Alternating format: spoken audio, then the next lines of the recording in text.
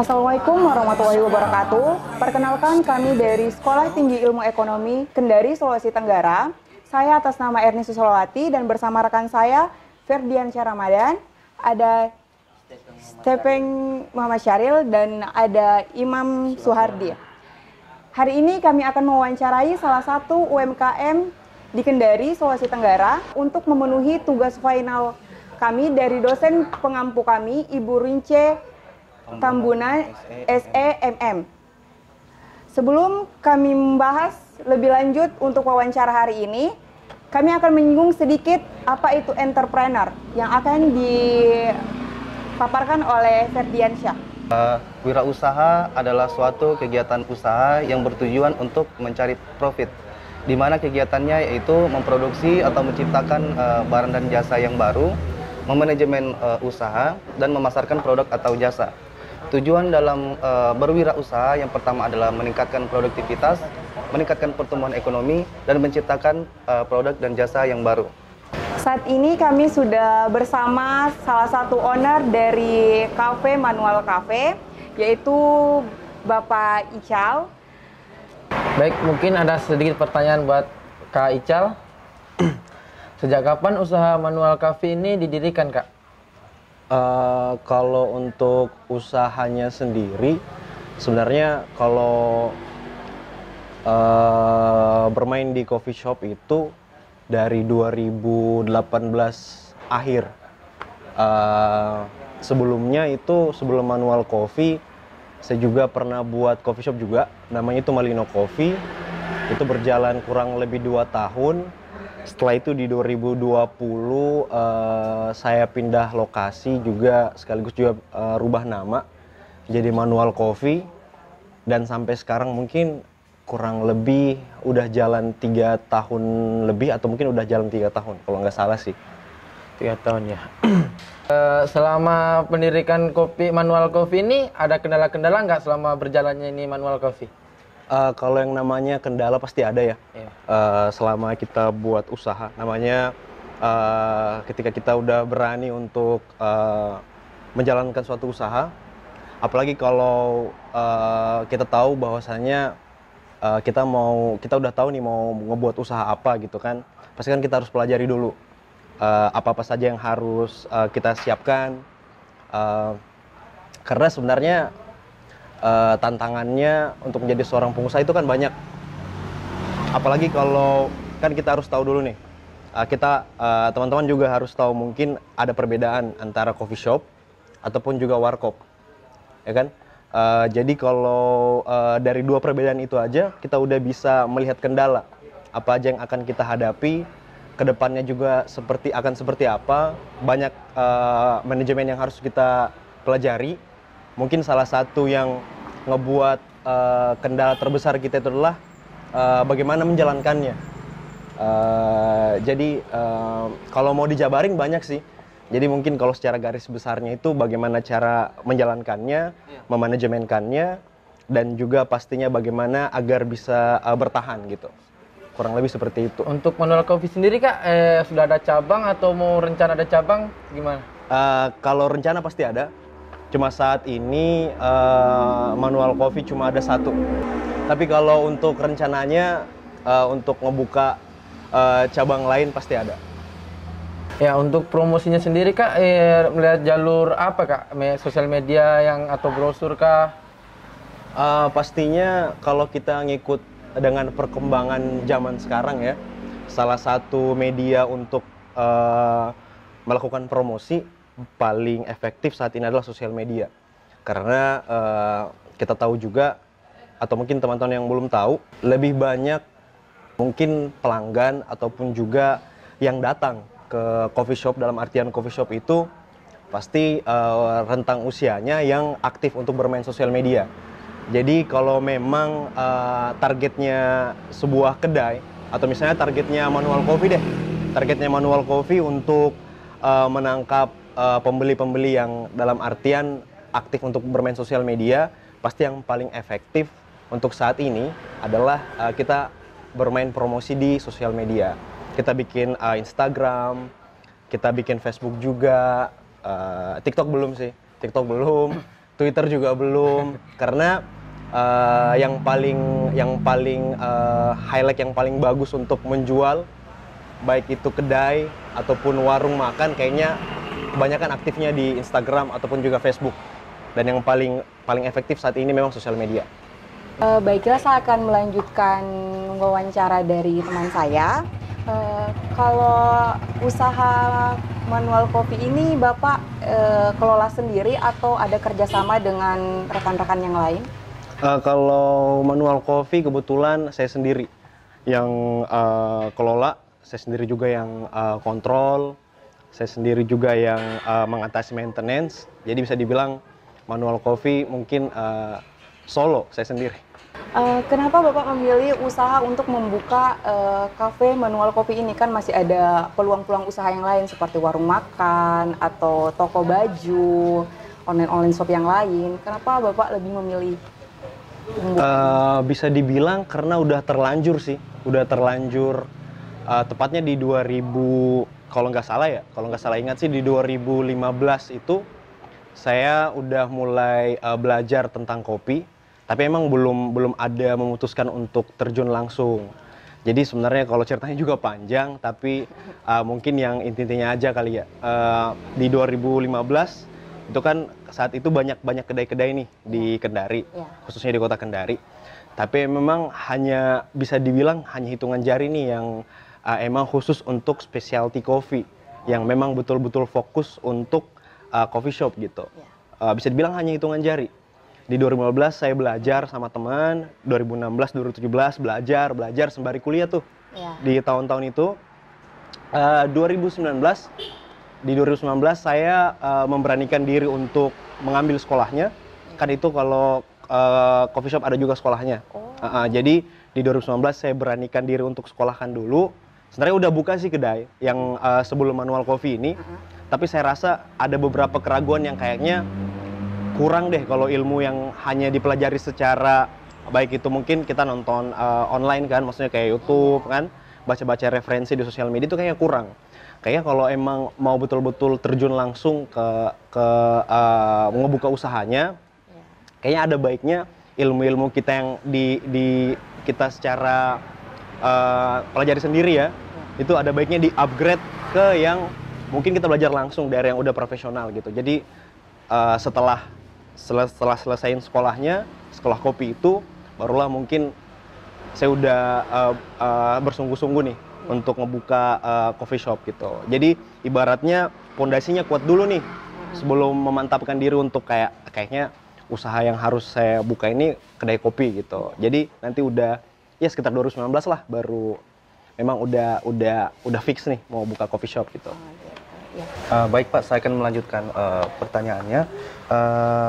Bagaimana sih cara mengoptimalkan usaha Bapak ini dalam memasarkan produknya, baik itu dalam sosial media ataupun seperti Instagram atau lainnya Pak?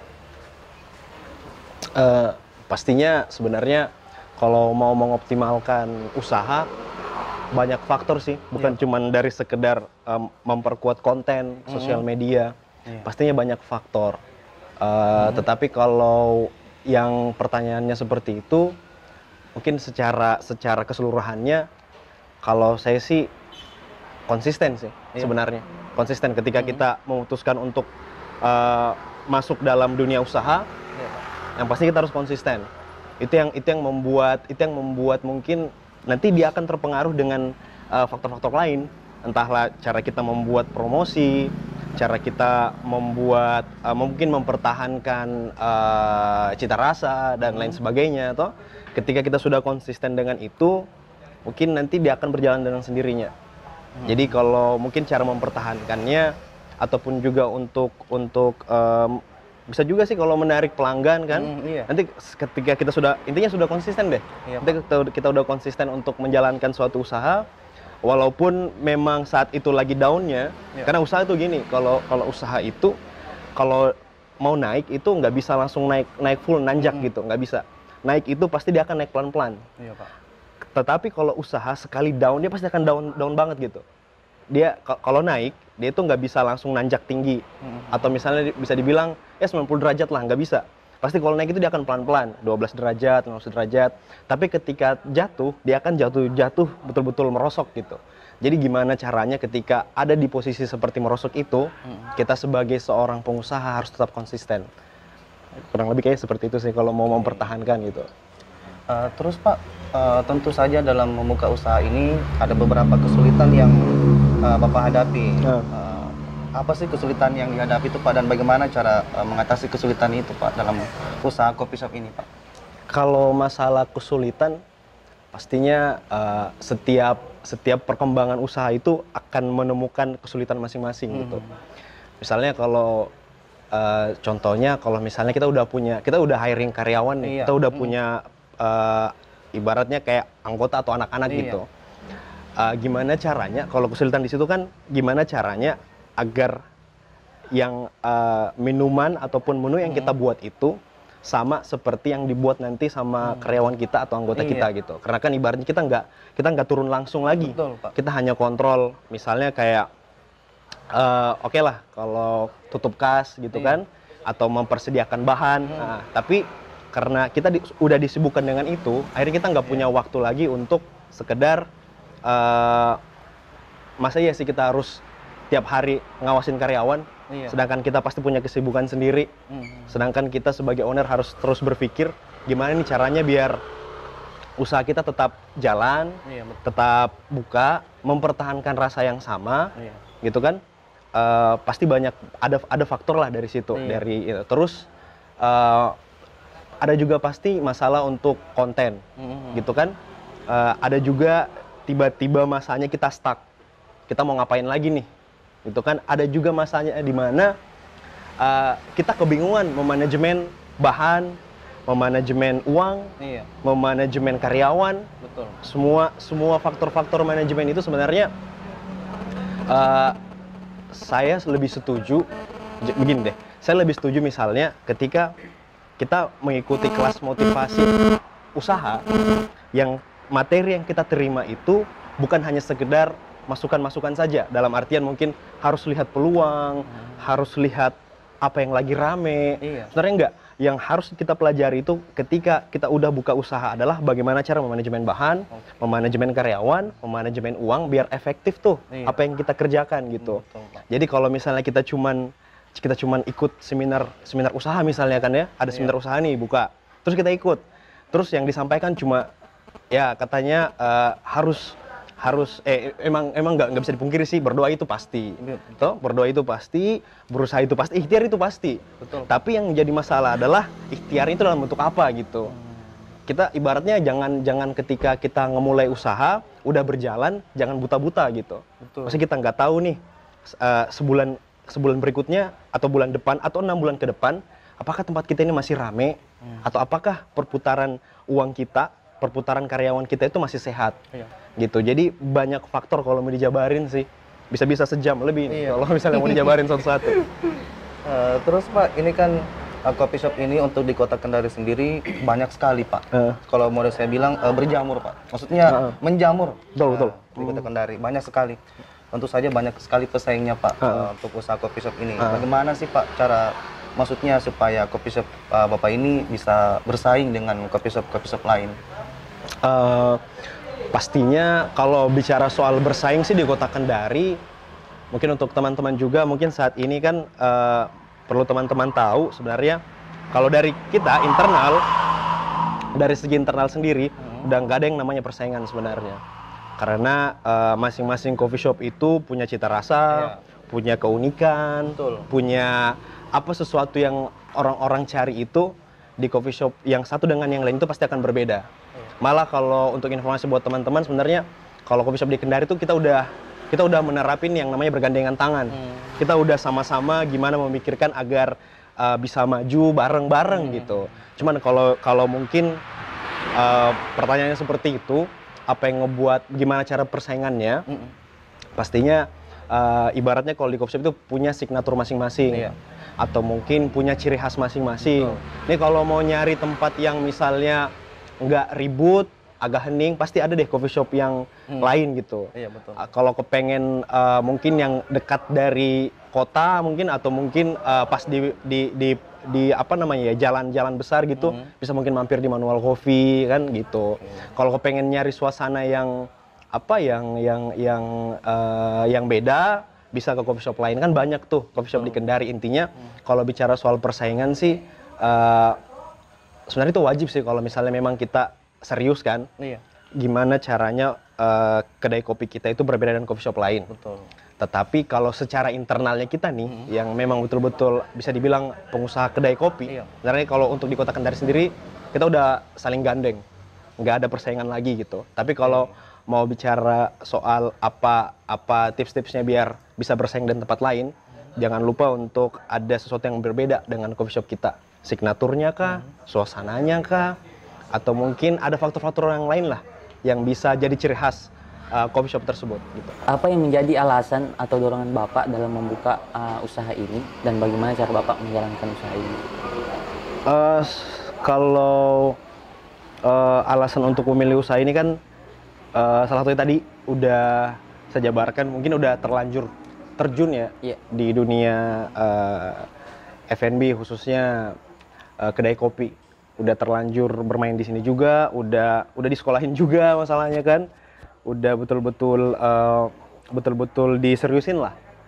Dan mungkin kalau menurut saya yang ngebuat juga untuk kenapa harus survive terus, karena kan menurut saya dunia F&B ini kayaknya nggak bakal pernah mati deh.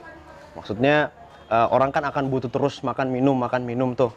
Selain mungkin kalau jasa-jasa yang lain juga yang akan banyak yang akan hidup terus gitu. Misalnya kayak cukur rambut kan akan ada terus tuh. Selama di sekolah itu nggak boleh gondrong kan pasti bakal ada terus nih barber gitu. Sama seperti kehidupan manusia kan pasti butuh makan, butuh minum. Apalagi kalau untuk di Indonesia sendiri kan nongkrong itu udah menjadi bagian hidup, bagian dari salah satu kebutuhan lah. Kalau misalnya kita bilang soal Indonesia kan, sampai-sampai kalau orang-orang luar tuh kan nggak ada kata nongkrong sih. Kalau misalnya di kamus mereka nggak ada yang kumpul-kumpul talking with siapa gitu, stranger, nggak ada. Cuma di Indonesia doang nih. Jadi salah satunya adalah yang bikin saya yakin F&B bakal hidup terus. Terus nongkrong itu udah menjadi salah satu kebutuhan deh untuk orang di Kendari. Entahlah itu mau meeting mungkin kan, mau ketemu sama seseorang, mau jalan bareng pasangan, pasti ke tempat nongkrong. Salah satu tempat yang pasti akan dipilih adalah kedai kopi. Karena di situ mereka bisa ngobrol lebih lama. Kan aneh tuh kalau misalnya nongkrong di rumah makan apa gitu kan, aneh kalau misalnya nongkrong di situ, ngumpul di situ lama kan aneh. Makanya itu yang membuat saya sampai saat ini yakin kalau kedai kopi itu bakal jalannya masih lama lah, masih panjang gitu. Dan kalau cara menjalankannya itu pastinya mungkin tips juga buat teman-teman yang nanti tertarik untuk ngebuat usaha kan.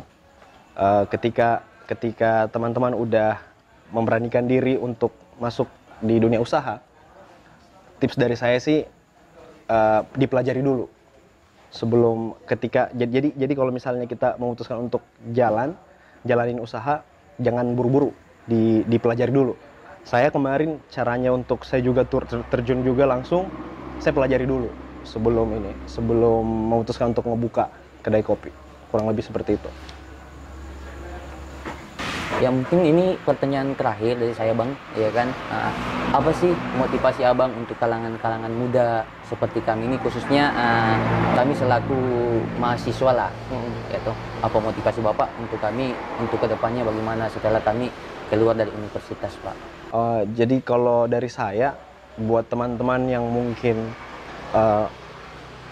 udah kepikiran untuk ngebuka usaha, untuk masuk dalam dunia usaha, teman-teman harus siap-siap untuk ditempa segala cobaan sih.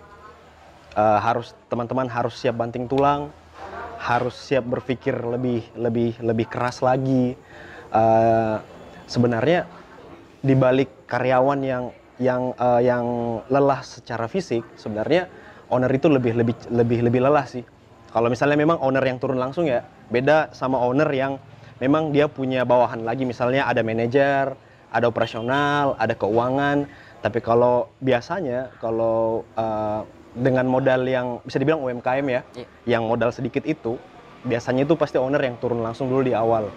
Ya di situ teman-teman harus persiapkan diri nih untuk mungkin pusing karena mikirin kas yang nggak yang seperti yang diharapkan. Kalau buka tempat F&B, teman-teman harus bersiap-siap sedih karena mungkin seharian nggak ada yang datang.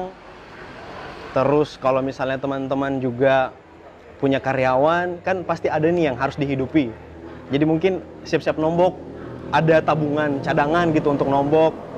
Belum lagi masalah operasional, kan, listrik, air, kan, itu kan semua harus dipikirkan di awal. Jadi kalau misalnya teman-teman mentalnya nggak kuat, ataupun juga mungkin malas-malesan gitu kan, pasti saran saya nggak usah milih ini deh, nggak usah milih usaha. Mending daftar PNS, tunggu BUMN buka apa gitu kan. Tapi kalau mentalnya teman-teman nggak kepengen, misalnya dalam diri teman-teman nggak kepengen dipimpin, teman-teman kepengen jadi seorang pemimpin, teman-teman nggak suka disuruh gitu, nggak suka diperintah gitu kan, berarti ada modal nih buat teman-teman untuk membuka usaha. Tapi jangan juga langsung jalan buta-buta gitu, jangan lupa riset, jangan lupa untuk mencari tahu, jangan lupa untuk pelajari. Riset paling penting nih, kita mau buka apa gitu kan, tapi disesuaikan juga dengan keuangan kan, jangan dipaksa gitu. Karena kalau bicara soal usaha juga kan memang di awalnya butuh modal nih, butuh modal yang gede sih sebenarnya. Kalau mau bikin usaha gitu kan, terus cari tahu juga teman-teman hobinya apa. Tapi sebenarnya kalau kita bicara soal mau menghasilkan uang dengan hobi sebenarnya agak susah gitu, karena kan kita mengikuti dengan kebutuhan apa nih, masyarakat nih butuh apa, masyarakat ini butuh apa sih yang harus kita hadirkan gitu kan. Kan nggak selamanya F&B kan, pasti ada jasa, misalnya cukur kan, atau jualan sembako, itu bagian dari usaha juga.